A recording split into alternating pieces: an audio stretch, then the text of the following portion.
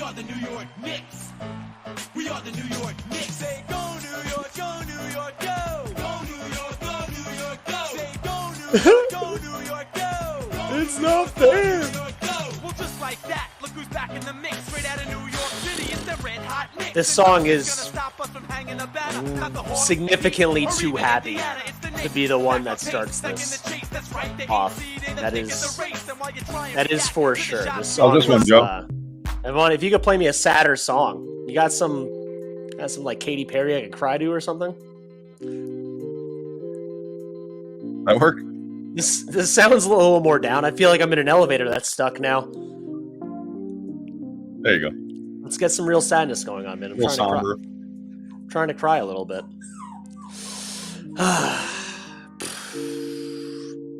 It's sad. Oh, it's fine.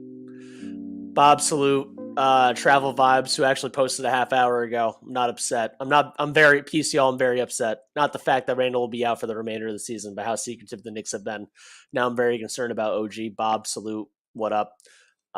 Thank you again for tuning in. This is probably the third or fourth Knicks live stream anyone will be seeing today because Knicks Morning Brew already went on. Jonathan Macri from Knicks Film School has gone on. KFTV CP, I think, went on from the subway, which CP being the number one creme de la creme of Knicks content since 2015 now. The use of YouTube vertical live stream isn't used very well very often so far, but CP killed it. And yeah, the putback came on. Ian Begley, like, Randle's out for the year. According to Woj, as we all know by now, Randle's finally opted to get shoulder surgery on his right shoulder and is out for the season. There were rumblings among some people that this actually was gonna be announced. It somehow got to us around like March 19th, March 20th, and now here we are, April 4th. They might have, I want to say, first and foremost, thank you everyone for tuning in. Appreciate it. Make sure you like, share, subscribe, all that good stuff. I want to say though, Julius Randle fought and clawed and tried so hard to actually come back in order for him and this team to succeed and do as well as it could, because we all saw what this team looks like for 15 whole games, 16 whole games. The Knicks with OG Anunoby are what now, 15-2, and he played 3 without Randle and 13 or 14 with, whatever the math is. Like, it's just tough to see what this team was in January after the OG and Precious trade. And shout out Malachi Flynn dropping a 50-burger off the bench, second player in NBA history. That should be mentioned at some point during this for the Pistons. For RJ Barrett and Emmanuel Quickley. And this team looked pristine. OG Anunoby is a perfect plug-and-play player. Precious Achiuwa, who looked bad, like not good the first couple of games, a lot of times played out of position in Toronto. Toronto known to play all 6'8", 6'9" guys and tell them all to figure out what position they're supposed to be. He's coming in as a legit small ball backup 5 for the Knicks. Crashes the boards. Very switchable on the outside. A solid guy to give 12 to 15, upwards of 20 minutes per game to. And he will be in the postseason now for sure playing. Now that we know 100% Randle's out for the year. We're going to get a lot of chances in time to see Precious out there. And anyone that is worried about OG Anunoby, he is playing. I would be willing to bet a mortgage payment that this man plays in the postseason. So I want that to be known. I want that to be heard. I know people are saying this guy is soft and that he's what is this? Tennis elbow? Are you kidding me? Tennis elbow pain can range from a dull, numbing sensation near your elbow to feeling like someone is shooting pins and needles into you every 5 seconds. So the guy is going to be out there. I want that to be known, that we're going to be able to see what this team looks like with Jalen Brunson, OG Anunoby, Dante DiVincenzo, Josh Hart, Isaiah Hartenstein, Mitchell Robinson off the bench, Precious Achiuwa. Can we get the Bojan Bogdanovic that just played against the Heat? Can that guy show up more often than not? If not, can we get Alec Burks to just on the nights that Bojan doesn't have it? Can you show up for the 8th man or 9th man rotation sometimes or not in the playoffs? And Deuce McBride, Josh Hart, Deuce McBride are going to be playing 35 minutes each. Dante DiVincenzo is going to be playing 35 minutes each. Jalen Brunson in the playoffs is going to be playing 38 to 40 minutes. And OG Anunoby, if his elbow can hold up, also 38 to 40 minutes. It's going to happen. And this is what I mean. Finest Bishop, he's soft, give me a break. Every guy in the NBA that's not Ben Simmons wants to play. Every athlete in the world wants to play their sport and wants to be out there. If the playoffs started next week, he would be playing next week. They want to maintain the pain. They want it to go down. They want it to go away. He actually played in every postseason in Toronto they made, except for the first one they won the title. And he got an emergency appendectomy as a rookie, and you can't play when you get your appendix removed within 3 weeks. It's the guy played in almost every postseason. Go back as a basketball reference and look. It's just his rookie year he missed. If OG Anunoby for the next couple of years is on this team, if he only plays 60 games a year and they go 40 and 20 every year, they will be fine if he plays in the postseason. That's all I got to say about the guy. You can look it up. He gets crazy injuries. He played in the playoffs outside of his rookie year. Bob goes, able to help out on defense and offense. We need to sign Precious.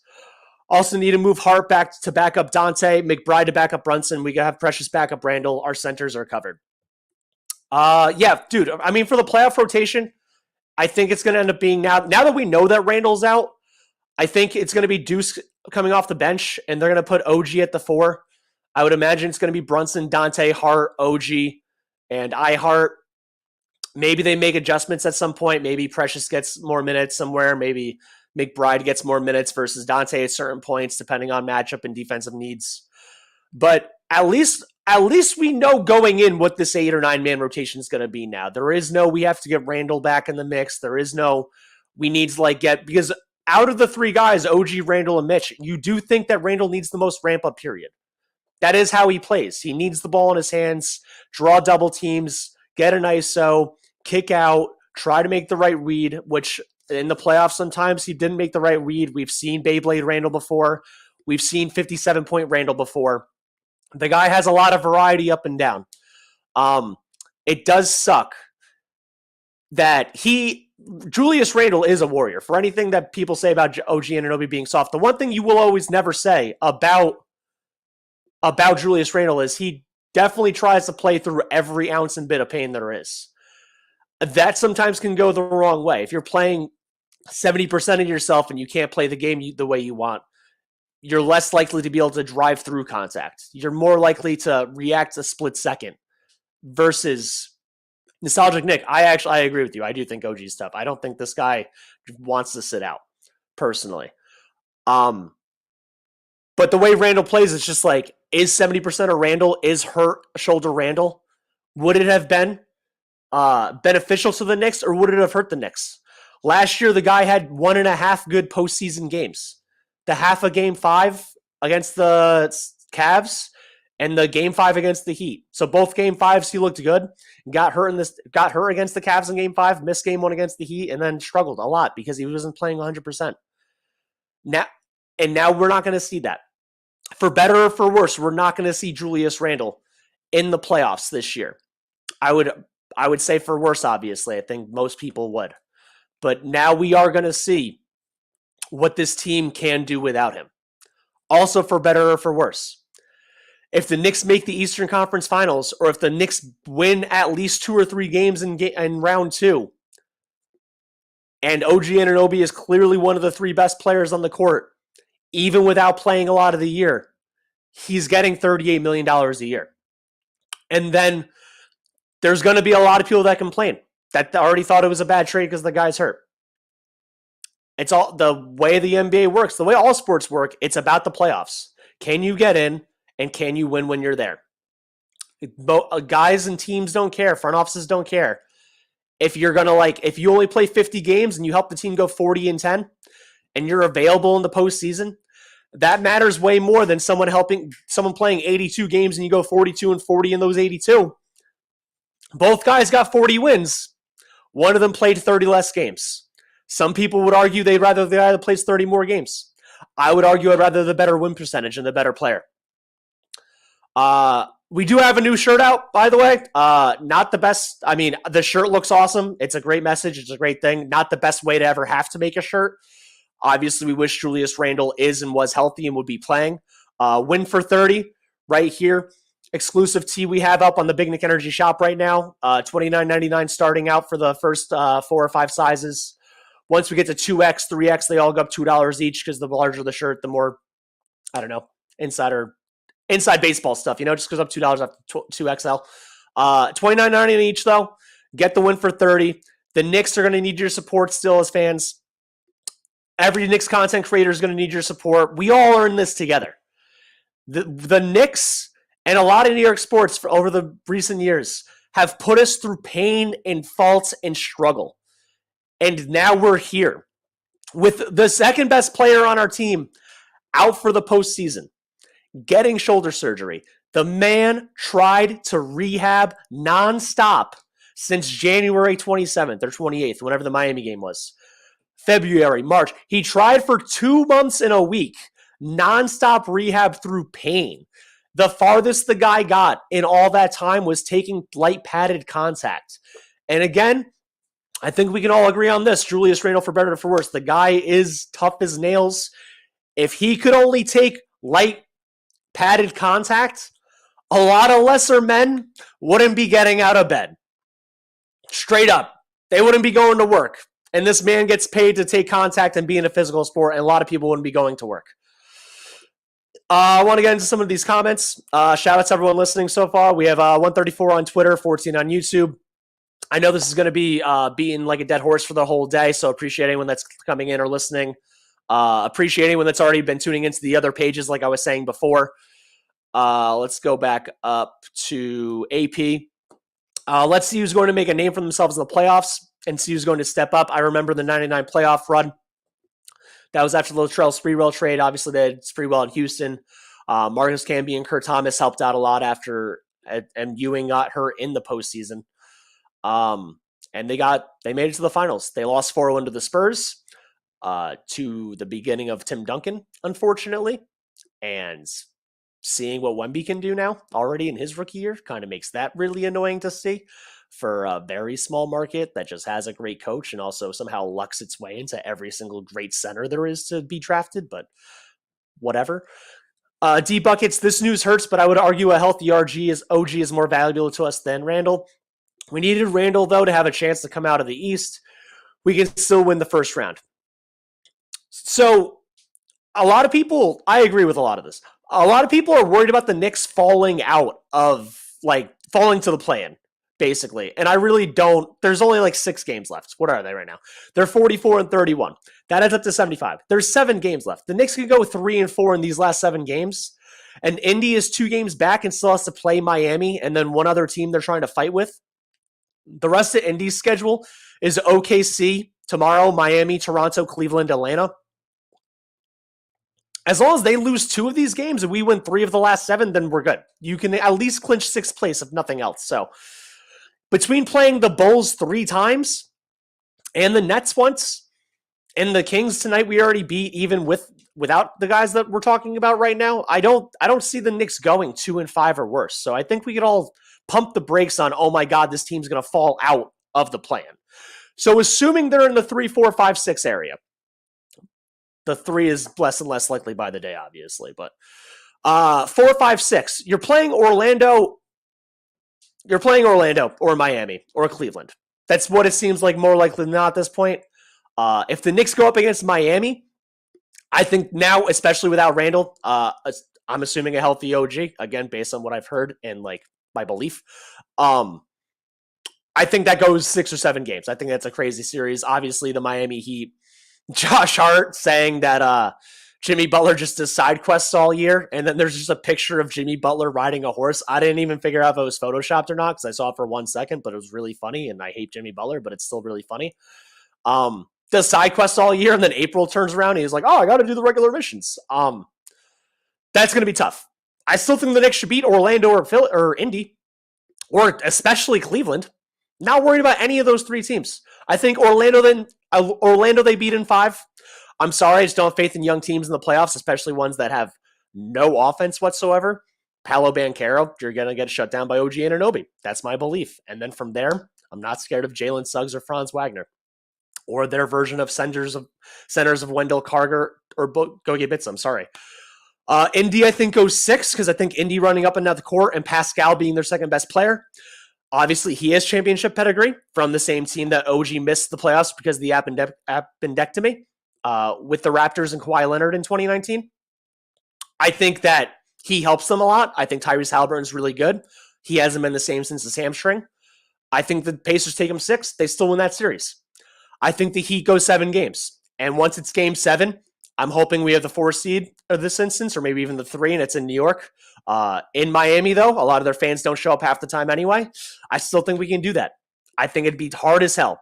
No, I want Heat Knicks because I want to see the Knicks beat the best of the best. I know I've said that before. I know a lot of people hate hearing that because it's like, oh my God, what if this team loses in round 1? Then you know where you're at and you know how far you're away from a championship. And at the end of the day, we all just want to win titles. D Buckets also goes, if we avoided the Celtics in the second round, we have a fighter's chance to win that series also. And then you want to be out of the 4-5, which, I mean, if the hardest but yet coolest path to if the Knicks were to go on a 99 finals, oh my God, Julius Randle got hurt, we can push the same storyline they did with Patrick Ewing, even though Patrick Ewing got hurt in the conference finals, but that gets lost in history. Bill Simmons makes it sound like he got hurt before they made the playoffs. If you want to push the Julius Randle is the Patrick Ewing theory standpoint, and the Knicks just go on a crazy Cinderella run, then you beat the Heat in round 1, you beat the Bucks in round 2, and you beat the Celtics in round 3. And that's 30 for 30 chef's kiss. OG Anunoby's making $40 million a year. Isaiah Hartenstein's making the max possible on this team. They might even match Precious Achiuwa's restricted free agency that someone would offer him. And we obviously have Jalen Brunson, and maybe they actually decide to trade Randall for a better shooting guard than Dante and have Dante come off the bench. I don't know. Devin Booker, Donovan Mitchell, who knows? Cinderella-like run, less than 2% possibility, but we could all dream, not about the Randall getting dealt part of this, but we could all dream about the greatness that this team can still do defensively, and then having an offensive maestro, small guy in the paint closer that is Jalen Brunson. We can all dream about that. The team is not going to fall into the play-in, and at least we'll have 90% of the guys available, knock on wood, barring any injury. Almighty Finesco is calling OG Soft is crazy. Finest Bishop saying that OG is soft before. I got to see the proof I'm a non-believer. JJ, salute. What up? Let's go Jets. I was just watching the AFC East roundtable before I came on here. Shout out to those guys. Richie, Matt, and Jake, obviously. Love watching it. It was like the 1% of positivity I needed before I came on here to try to spew my borderline salesman about OG Anunoby and Jalen Brunson being enough, but while still being sad. Bob goes not worth the money. Funny how Hart got paid and everyone said it's too much for Hart. If we pay OG his $40 million, we have no room forever. We should just take our chances with what the team is, what the team created. Well, I mean, this is for next year, man. The guy's going to get paid one way or another. If the team gets far without Randall, OG Anunoby is making $38+ million a year. People thought he could have been making 40+ based on what agents were saying last year. If the team flames out in the first round, the guy gets hurt, they can sign him for like 32 or 33 million and then add incentives, which is a great deal for what the guy offers. He's one of the 2 or 3 best perimeter defenders in the league. OG Anunoby, Herb Jones, Jaden McDaniels. You need a guy like that to win the championship. Last year, the Nuggets had Aaron Gordon. You need a guy that can shut down multiple positions to win the championship. Hard stop. The guy can cover ones. The guy can cover Tyrese Maxey and Joel Embiid in the same game. You need that. And that is worth $38 to $40 million in today's NBA. Herb Jones signed a great deal last year. 2 years from now, when his contract is up and he's due for an extension, that guy's making $40 million. Jaden McDaniels just got paid over $30 million, and he has a lesser resume than either one of those guys. And he just got paid over $30 million. If you are one of those dudes, you get paid like a top, very top player. I know we don't care. A lot of fans, I'm not calling anyone here casual, but a lot of casuals don't give a crap about playing defense, and they don't see the overall value in it. It's like, can you score 25 points? Whatever. If you score 25 and you give up 28, you lost the game. You lost that game one-on-one. I'm sorry. It doesn't matter that you score 25, you give up more. If you score 10 and the best player in their team scored 8, you won that game. And you shut down their best player. That's why the guy going to get paid a lot. AP goes the best for Randle to get the problem fixed now because it can affect the next season. No one's beating Denver anyway.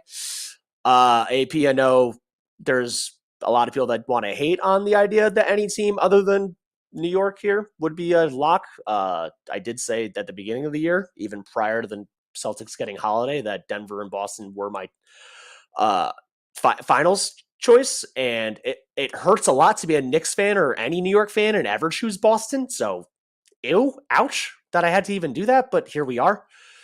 Only player that shouldn't be movable on the Knicks is JB. Other than that, everyone else should be movable. Agreed entirely.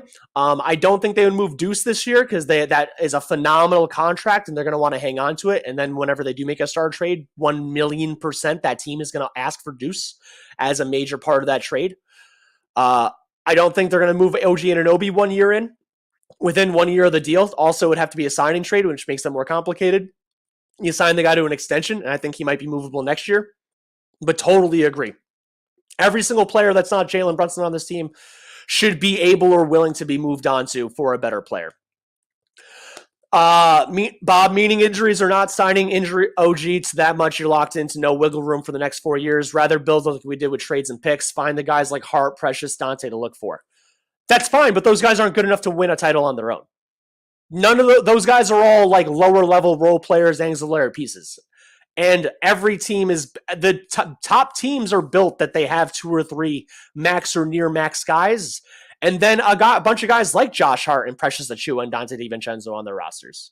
The teams that do win titles, the guys that play those roles, the reason why the Josh Hart got paid too much in the first place is that they draft a guy like Stephon Castle this upcoming year, and then he does what Josh Hart does for $8 million less a year. You just try to find creases in the margins to actually make up for that. But almost every single title team is made up with 2 or 3 max or near max guys, and then everyone else fills out a role underneath. The thing is, the 7th or 8th or 9th guy on a lot of these teams, they're draft picks. They're Deuce McBride. They're Jericho Sims as the 7th or 8th guys. They're not $12 million Dante DiVincenzo. They're not $18 million Josh Hart. Precious Achiuwa this year is making $5 or $6 million. Next year when he's making 9 or 10 based on how well he's been playing, that's too much money to be your 9th man. That's just straight up. That's how a lot of teams are built. It's too much money to be your 9th guy. That has to be how much money your 7th guy makes. It's just like little margin things. Almighty Finesse goes. I still got us going to the Eastern Conference Finals. Bob, again, players like that at a cheaper rate to keep room for an upgrade in case injuries happen again. Nostalgic Nick. At least now we know what we're working with. Agreed. I can't beat that into the ground enough, Nostalgic Nick. Thank you for saying that. We know what we're working with as a fan base. I know there's a lot of people that still doubt OG, which again, I don't, based on what we've heard and what I believe. There's no reason to do that. I believe in my heart of hearts this guy will play every single postseason game. I have no reason to deviate based on knowledge. So we know what we're working with. And we get to evaluate OG as how much is worth, which is a lot of what basically I'm saying right now. Again, if anyone doesn't know, check out our merch. We do have this brand new Win for 30, Win for Julius shirt going on. Most of our shirts are priced between $35 and $40 right now. This is on sale, $29.99. Make sure to get this. Any exclusive tee we get it out, $29.99. The It's a Foul Brunson shirt out right now for Tom Thibodeau, also $29.99. Exclusive tees we only plan on having in the shop for a week or two at very, very most. So if you want to win for 30, you want to support 30 in the playoffs, make sure you get the shirt at bignickenergy.com. Anyone here, thank you for tuning in. Like, share, subscribe. Hit that thumbs up button. Always really appreciated. Again, Julius Randle out for the season, finally getting right shoulder surgery. By him not choosing to do it in early February, a week after when the injury happens, his timetable to return, unfortunately, is a month or two farther back. It might be that he's not like actually start working up and ramping till October. Maybe he's back next mid to late November, December now. Versus if he got it in February, he could have been ramping up at the end of training camp and ready for the beginning of the regular season. But if he's on the Knicks or any other team, which at this point there's no reason to expect why he wouldn't be on the Knicks, barring a long playoff run without him, the first 10 or 15 games of the year, if he's out, isn't going to make or break the Knicks for next year. And I do believe that there is a trade. There's still moves to be made, and they actually have draft picks, and they're going to actually draft at least one player this year.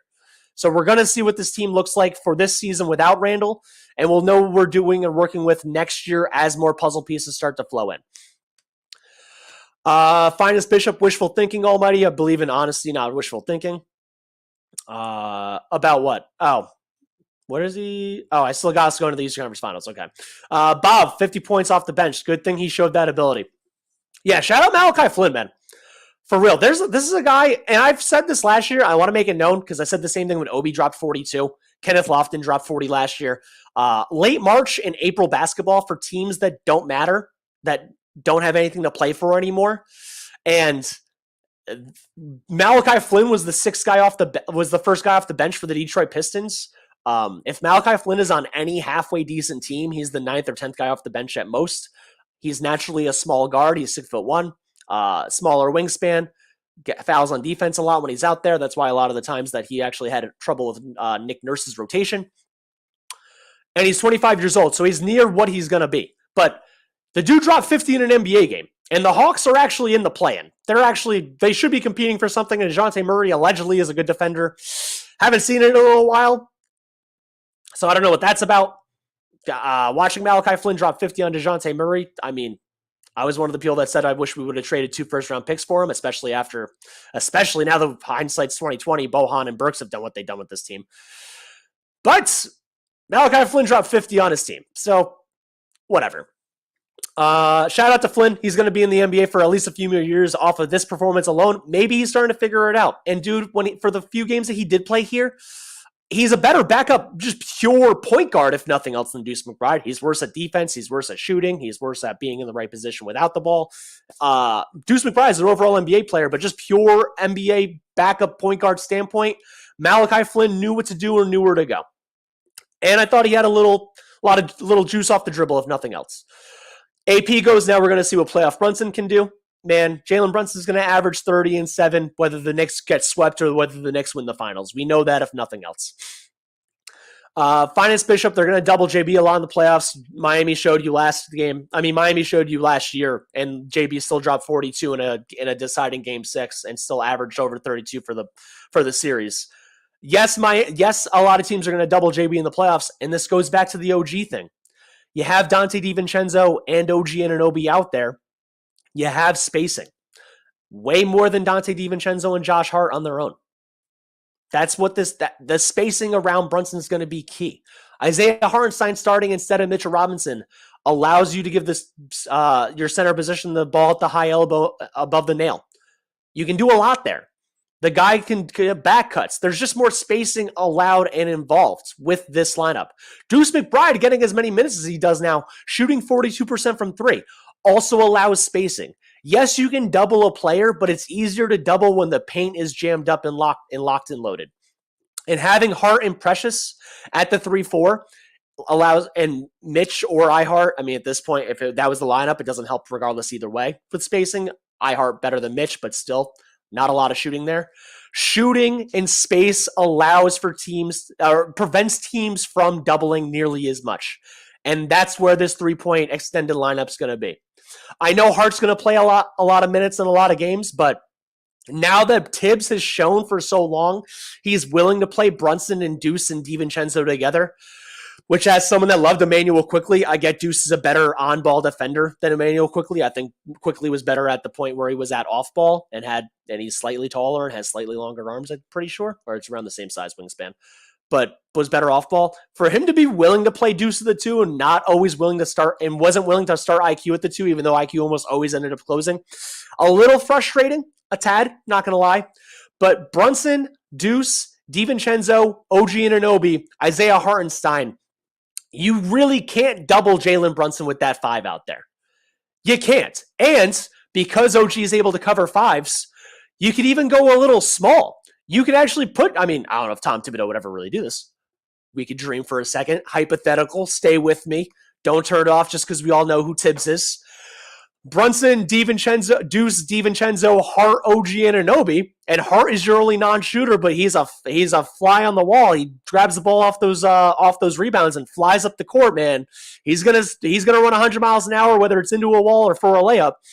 That 5-out spacing, so hard to double. So hard to double and defend, especially with Hart can handle the ball a little bit. Deuce can handle the ball a little bit. Devo can get away with carrying all the time and handle the ball a little bit. And OG Anunoby, not the best ball handler, but he's always making back cuts. He can shoot threes, and he makes the right decision more often than not. It's really hard to double in this situation. That's why OG is so important. That's why the spacing with Dante and Deuce is so important. Because last year, no offense to RJ Barrett and Julius Randle, outside of OG Anunoby, both of them are better than every single guy I just listed, obviously, just in a pure basketball one-on-one standpoint. They're not naturally shooters. And playing Hart, RJ, Randle, Mitch, that is the antithesis of spacing with Brunson. That allows Brunson to get double-teamed all the time. That is the antithesis of Deuce, Dante, OG, Ihart. The exact opposite. Exact opposite spacing-wise. Bob goes, he won't be able to do anything. They already showed how to contain Brunson, doubles and cutting off passing lanes. Rather give Brunson ISO than I'm great. We already see the only way that we can win is by the team playing downhill. Brunson's hands are tied. It's like if Randle played Atlanta. If this happens, are Knicks fans happy with the result? I just feel like I just answered a lot of my feelings on that. BX from Twitter, BX Kicks. This offseason is going to be very interesting. Nostalgic Knicks, 30. Win for 30. Anyone that's in the chat, put 30s in the chat. Show your support for this guy. The man's a warrior. Julius Randle's out for the year getting surgery. Let's get some 30s out there in the chat for your boy. This man deserves all the love and admiration. The ups and downs this guy has had with New York media and New York fandom. People spray painting and tearing off his poster in MSG last year when they lost Game 6. Which, newsflash, RJ Barrett and Julius Randle were both as bad offensively. Had almost the same exact numbers. They both missed one free throw and made one shot, and they both took a lot of shots. So, figure that one out. But the love that RJ had here and the hate that Randle has had here over the years always confused me a little bit. I've made it known. I don't like saying this overall, but I've always thought with the iteration of this team once we got Brunson that if and/or when this team wins a title, neither RJ nor Randle are going to be on the team. I don't care if I'm right or wrong about that. I want the Knicks to win a chip. I think we all want that in the day. I want to meet and greet every single one of you at a parade. I want to be able to go drink at Blarney's or anywhere else in New York City because I live near New Haven, not even around all the time. I want to be able to meet and greet every single one of you. We'll all have drinks and celebrate together. I honestly don't care who's on the team, so I just made a prediction about that. Doesn't mean I'm right or wrong. Bob goes, I already read that. It was the continuation of his other thing. Abdul Chima, we need playoff bogey to step up here in place for Randle in the offense. We need bogey from last game. I don't know. I feel like bogey plays relatively well against tough teams and against or the worst teams. And a lot of the mid teams, he's like, well, I'm going to turn the ball over and not shoot well today. Between Bogdanovich or Achua or Burks, each playoff game, at least one of them needs to give you 12 minutes. 15 solid minutes. Because we know playoff rotations and we know the way Tibbs goes. We're not getting more than 8 guys most of the time. The Oklahoma City Thunder playing 11 or 12 guys the way they do game in, game out, extremely rare. And what Mark Dagnall is going to figure out once he gets to the playoffs is like, oh, sick, I have a 12-man rotation in the regular season. Look at how deep I am. Look at how complex my offense and defensive schemes are. It's going to take him going down 3-2 in the first round of the Lakers to be like, oh, shit, I'm playing my best 7 guys 40 minutes. And then we're all going to be like, oh, look, it's not just Tibbs. Every coach does that. Just Tibbs has been doing it the past few weeks because of the injuries and did it earlier in his career because he didn't know better. Sorry, Derrick Rose, and sorry, Luol Deng. It took Tibbs 10 years and 30 teams worth of coaching to figure out to not run guys into the ground, barring a lot of injuries that actually weren't from him running them into the ground. But trial and error, I guess Tibbs is one guy you could say you kind of toss him an old dog new tricks. Not a lot, but a couple. AB goes, whatever happens, this is a good basketball team that should have no business being in the fourth or that has no business being fifth or fourth. The injuries that he's had, it's not a finished product. Eric Medell goes with OJ. I don't know what that was about. Bob goes, asking Bogey to step up as a reach. We need consistency with our gameplay. Rebounds also limit the drive and kick threes out there. Dante and Hart attack the rim. Brunson, McBride shooters with this 4-guard shift. I'm assuming you're talking about when I was talking about the small ball lineup. Travel's making a prediction. We're going to play Cleveland in the first round matchup 4 or 5, which means he's assuming that Orlando is going to pass both us and Cleveland and stay past us. Orlando still has 2 games against Milwaukee. So that could go a long way to them actually pushing for the 2 seed or falling and staying in 5th, because that's a tough stretch because Milwaukee is also still fighting for positioning. The first game, at least, the second game against Milwaukee might have the 2 seed locked up and not care, and it could be like us playing Boston in a few games. 4 games would be ideal, but I'm hoping 3 wins. Yeah, for the last 7 games, like I said, if the Knicks go 3-4, they're in the top 6. Math predictions, the other team's schedules, it is what it is. Finance Bishop goes the same thing. Dropping to 6 might not be so bad. Honestly, we can beat Cleveland. I'm pretty sure if Jalen Brunson and one of the 2 centers were out there, and 3 of us from this chat went on the Knicks and put jerseys on against Cleveland, that they would still win. Like, I don't know what it is. The Cleveland Cavaliers are just scared of the New York Knicks. They're scared of getting their lunch money taken. People have been calling OG soft for a couple of months because of his elbow problem. The Cavaliers are actually soft. I'm sorry. Evan Mobley, you said that Jalen Brunson getting hurt threw you off your game. I can't consider you a hard NBA player. He's not the best player on your team. He's the best player on the other team. And then you lost to that team. And, is there a single world where, if any healthy Knicks are out there and we have just Mitch, Ihart, and Precious just banging the boards against Jared Allen and Evan Mobley and Josh Hart flying in, that anyone is worried about the Cleveland Cavaliers? No, not at all. So if we can play the Cavs in the 3-6 or the 4-5, preferably the 3-6, because I do want to avoid Boston as long as possible, it helps the story a little bit better. Yeah, it doesn't matter who's playing. If Brunson's out there in a big, I have faith in the Knicks over the Cavs. Eric goes with OG. They can compete with anyone in the East. Devo's coming on. The Knicks were winning without Randle. The Knicks with one and not the other, one way or another, Randle or OG, have been good, if not great, for a bit of the season, if nothing else. The fact that we have the record we have and we haven't had Randle or OG for all but 3 games since late January is a real testament to Dante stepping up, McBride stepping up, Josh Hart stepping up, even with the shot coming and going. Ihart staying available, even though he has had a hurt Achilles on and off. It's a lot of guys. Precious coming in, having sometimes 40 minutes, sometimes 12 minutes, just back-to-back games. A lot of guys showing out. Burks, you had 1 good game. Bogey had 2 good games. Not really thanking you too much, but you're here. Maybe you figure it out. Let's skip down a little bit. Shouts to everyone in the chat, by the way. Salute. Much appreciated for everyone listening and tuning in. Again, obviously, biggest news, Randle's out for the season. We got Win for 30 shirts available. How do I aim on a camera? BigNickEnergy.com. Go to our shop right now. This shirt's $29.99. It's a foul shirt from Tibbs is $29.99. Everything else should be between $34 and $40, I believe. And all of our hoodies are $60. We have a brand new the Magic is in the Work crew neck we have. We're doing a crew neck for this shirt specifically. We're going to be releasing shirts, the Magic is in the Work, for other New York sports teams. I believe Vin has been working on a gray and blue for the Yankees, which as a Met fan hurts me a little bit, but there's no Magic in the Mets right now. So check that out soon.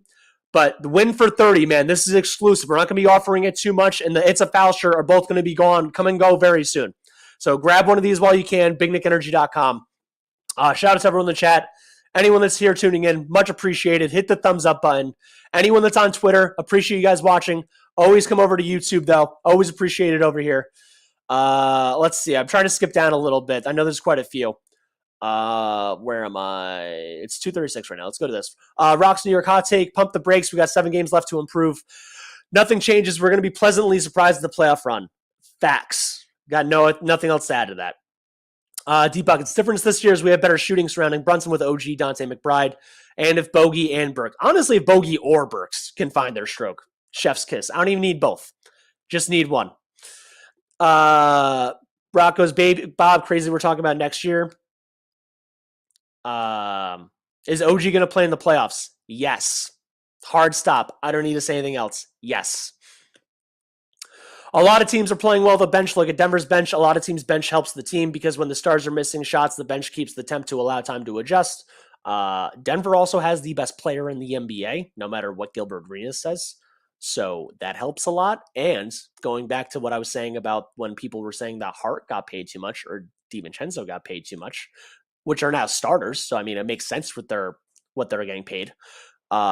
Denver's bench is a lot of rookies or guys on like vet min salaries almost. Like Christian Braun's making what, $3 million? That's a guy that gets a lot of minutes for them.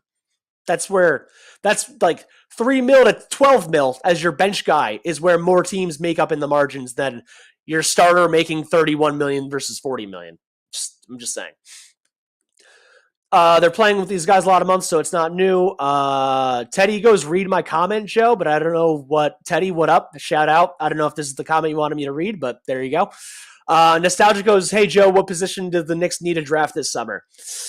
I'm so glad you asked, because I've been on the boat or the rationale that they're not going to keep all their centers. It just doesn't, like, I think iHeart's going to be offered a bag from somewhere else. I think someone's going to offer him 20 mil. And the most the Knicks can offer is like high 16s because of the early bird rights, them only being able to offer 140% of his income. It's stupid math. It's a stupid NBA rule that, hey, this guy's on your team, but also we kind of want to push him somewhere else instead of letting him stay here. Because, why establish good rapport with your fans and why let them build connections to players that you bring in unless you draft them? If you don't draft them, then you can't keep them long term. It's one of the stupidest things about the CBA. So I think they should draft a center, and I've been saying Donovan Clingan, and now that guy is going to go way too damn high because Donovan Clingan is projected to be a top 7 pick now, and the Knicks are nowhere near that, even Joey, if both picks. What's up, Joey? What's your playoff prediction? Did you already hit him with it, or? I've been saying. Oh, Vin, hello, welcome back. If we play Miami in the first round, it goes 7 games. I would pick the Knicks solely as a Knicks fan and because I have faith in OG and Brunson being able to do a lot of stuff. And for the love of God, like he played dirty. Someone tell Josh Hart to knee Bam in the leg. Just Hart, dude, this guy sets picks and his legs are beyond his shoulders. Let's just do the same thing.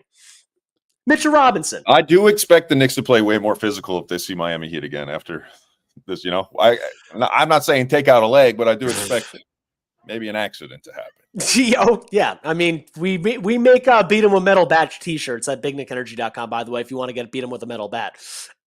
If they were made for no other team, it's because of the Miami Heat.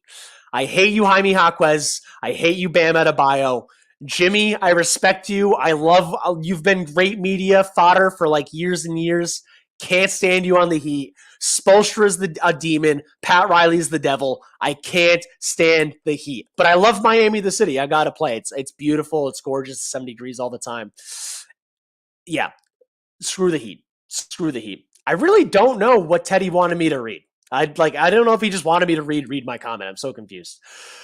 Jonathan Fleming, Joe, Coach Tibbs needs to train deeper on the bench and fast. I'm assuming you mean go deeper on the bench. I don't think Charlie Brown Jr. or Dwayne Washington or Jacob Toppin or anyone else I missed. Even Sims at this point. I don't think these guys are getting minutes, so what are we going to do? We know the 10 guys that might get minutes now that we know Randle's out. We know the 7 guys that are going to get 30 plus minutes with Randle's out. It's the starters we have.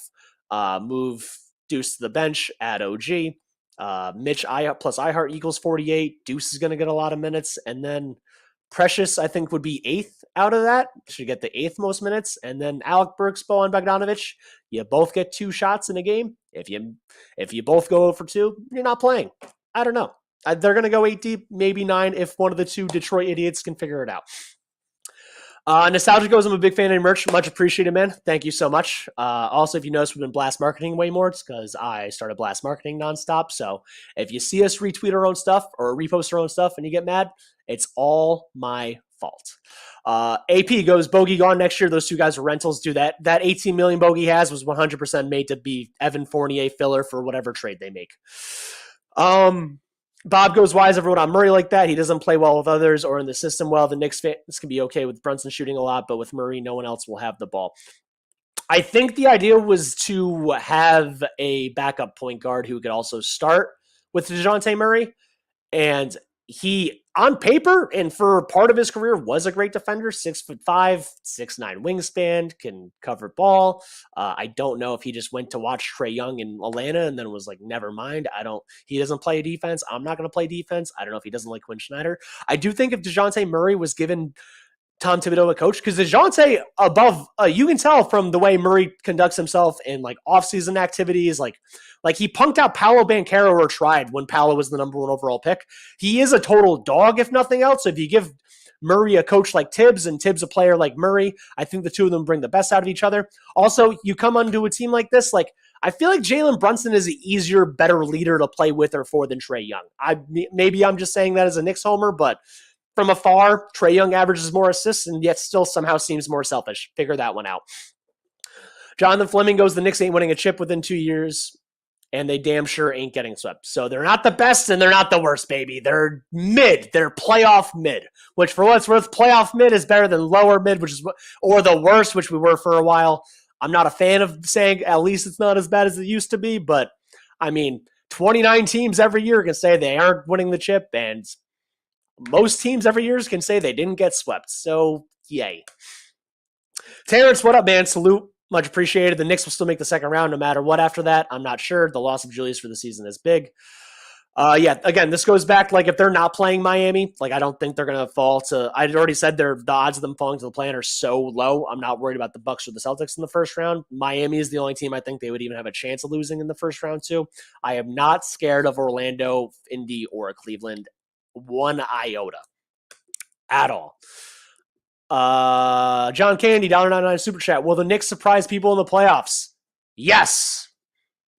That's it. That's all I got. Yes, they will. Because OG Anunoby is a guy I stand for, and so is Deuce McBride. And they're both playing, and Jalen Brunson's one of the best closers out there.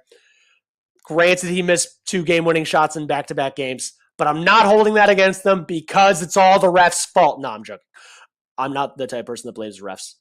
The refs suck for all teams, not just the Knicks. I still think we can make the ECF as long as we don't see Boston in the second round. Straight up. I get I'm the minority. I know a lot of people believe in Randle. I know a lot of people don't believe in OG. I think I think those people are going to be pleasantly surprised. If I'm wrong, I'm wrong. If they're wrong, they're wrong. We're all going to watch the games either way. One of the guys I messaged on Twitter, one of the other guys that knew that heard about the OG news or the Randle news a couple weeks back, which means it wasn't just us, which is even funnier that it just got out. Like, hey, by the way, Randle might be done. Randle's probably done for the year. Here's some stuff from insider knowledge. You can't tell anyone. But one of the other dudes that knew that we were talking, and we were actually waiting for the Knicks to release the news like the week of the playoffs. And they did it before, so they didn't do it all for money. So that's something. AP got the Knicks a 2 or 3 year window. Brunson Randle combo after 25. They can shop with a deep free agency coming up. Again, I think that if they go far, Randle will be on the trade block this year. If not, then they'll know they need to do some other stuff. I'm going to get off in a little bit. It's been 45 minutes. Appreciate it. Who's this Justin Gonzalez guy? Where are you looking? How far down are you? Because Hold on, this guy's down. Very, very mad at you. Hold on, look, check this out. I'm going to hack this stream. If you don't message on here, I'm going to hack this stream right now. Get ready to lose your live. Right now. Come on in, man. We should give this guy a link. Why would he do that? I don't know. I think he's getting a solid fucking ban, Justin. Yeah, I don't know. I don't even know why you jumped on. I would have never even got to the bottom, honestly. I was at 228 on the messages, and we're about to get off. So shout out to the 330 watching, by the way, 307 on Twitter, 24 on YouTube. Anyone in YouTube, hit the thumbs up. If you're not already subscribed, hit the subscribe. Julius Randle's out for the year, getting right shoulder surgery. He tried and fought and clawed like the athletic phenom tank that he really is, if nothing else. At least we know he tries his ass off to play each and every single game day in and day out, and he couldn't do it, and he's getting surgery. Hopefully he's 100% healthy in sometime in November, and as long as he's on the Knicks, he's still doing the best he can, and if he's not on the Knicks, he does the best he can for anyone that's not against the Knicks. That was very weird that this dude was just like very angry, and I clearly wasn't at that point, but whatever. I'm just going to go for a couple minutes longer. JJ goes, you can't replace 25, 10, and 5. The Knicks average almost the same amount they did prior to him getting hurt. So you can't technically replace it all with one guy, but as a unit, as a team, I think it should be okay overall. Orlando has the easiest schedule there is. They do play the Bucks twice, so I think that's worth saying. X goes there. Cleveland. They're soft, but they're still ahead of us in the standings. You're losing with this delusional take. Precious have been pretty awful lately. X, let's put it this way. If the Knicks played the Cavs, the Knicks are winning in 5. At most 6. They're soft against the Knicks. I don't care. If you hate that, that's fine. But as a Knicks fan, the Cavs do great against the rest of the league, and they see the Knicks and they're the boogeyman. The Cavs play the Knicks the way the Knicks play Miami. But the Knicks beat Miami a lot of the time. The Knicks won the season series this year. The Cavs have won 2 of the last 9 games against the Knicks, or 8 games against the Knicks. Donovan Mitchell sees Jalen Brunson, who up until this year was universally seen as the worst player, and is like, oh my God, this guy is going to beat me. That Knicks fans have amnesia. We only remember the last game. Come on. Dude, I don't know. I've said the Cavs are soft multiple times, and multiple times people get mad. Like, are there secret Cavs fans here? Do you not watch the Cavs Knicks? Like, I don't get it. They're good at defense. They're not against New York, really. They're great at 3-point shooting, and every team shoots well against the Knicks with 3-point shooting, apparently. The Spurs were the last place team, and they destroyed us in threes in the first half. Joe, why do you think that is? Why is Tibbs being Tibbs, why has it been awful 3-point defense throughout his tenure here? Well, Tibbs' whole thing has always been pack the paint, have a traditional big, do drop coverage, try to give up open threes that aren't corner threes. But a lot of times, if you're scrambling or you're getting back on defense and a guy runs to the corner, he ends up getting lost and it's a corner 3. Or I do think there's something too, and Vin, we've seen it for years, even when the Knicks sucked. You go to Madison Square Garden, you see the celebrities, you see the bright lights, and you wake up for that game 1% more. Even when the Knicks were terrible, people woke up for New York City. You don't wake up for the Knicks. You wake up for New York City. You don't wake up for the Knicks. You wake up for Madison Square Garden. You wake up for Madison Ave. You wake up for Fifth Ave. You wake up to do to have the New York people and atmosphere and celebrities take you in. You play the Knicks or the Lakers, you try your ass off. You play the rest of the league, you try if they're a good team. I think that's at least 5% of it. I don't know if it's a good reason. Maybe I'm just a delusional homer. I don't really know. But between Tibbs drop coverage and people liking to destroy the Knicks and MSG too much, I think that's always it. Mike Rodriguez, what up, man? How's it going? People got to stop with that shit. The man about OG. The man had a loose body removed and swelling comes back. Can tell most people never had surgery before. OG coming back will be huge. Agreed. As someone that also had surgery, agreed. AP goes as far as the Celtics. This is a very short window for them because they're not going to be able to keep all those guys. Look at that payroll when you get an opportunity. They gave Jaylen Brown is the highest paid player in the whole league. Between Brown, KP, Holiday, and Tatum, they have a 2-year window. Straight up. They have this year and next year, and that's it. And if they go 0 for 2, I do think Tatum and Brown at some point is going to be split up, especially if they don't win a title in the next 2 years. If they win one, you can rationalize going the super duper deep luxury caps, the second apron, and just paying an extra $100 million to the league because you have a championship window. But if they go 0 for 2 in these next 2 years, man, especially if they lose to Denver, and then Denver beat them both games this year. If Denver beats them 4-1 in the finals like they did to the Heat last year, the Celtics are going to have to take a long, hard look in the mirror and backtrack and start over again. Not start all the way over. They won't go from first to last, but they're going to go from first to the middle of the pack, and it'll be seen as a very disappointing 6-7 years of the Tatum-Brown experience. And I am all for it, as everyone here is, I would imagine. Who is this clown? About that dude. Who is this clown, Justin? You know who that probably was, Vin? I bet you it was that kid, Ben. Again, for the 95th time. Well, listen, he's in timeout. He's got a 24-hour ban. We'll see you next week, Justin. He has like 9 accounts, and I don't know. We have a resident, for anyone new to our page, we have a resident Nets fan troll who has like 25 different YouTubes and like 4 different Twitters, and we've banned him or blocked him on all of them, and he just keeps making more and more. That is the problem with YouTube and logins for things. You make a new email, you get a new account. Unfortunately, there's no limit to how many emails a person can have. Nick Yakman, what up? I know you and I have very opposite views for a lot of things, and we argue a lot on YouTube, so appreciate you actually tuning in. We give up open threes because all the help defense we play leaves players open as we try to close out on them just a little late. That is another part. So, like, we play Jimmy Butler, and even if Jimmy Butler has an off game and we have, like, a decent defense going on him one-on-one, AP, it's not that maybe he is a Nets fan. If that dude is the kid Ben, he 100% is a Nets fan. His profile picture on Twitter is Ben Simmons. Not ironically. It's just Ben Simmons. And then Nick Yak, we leave players open as we try to close out on them just a little late.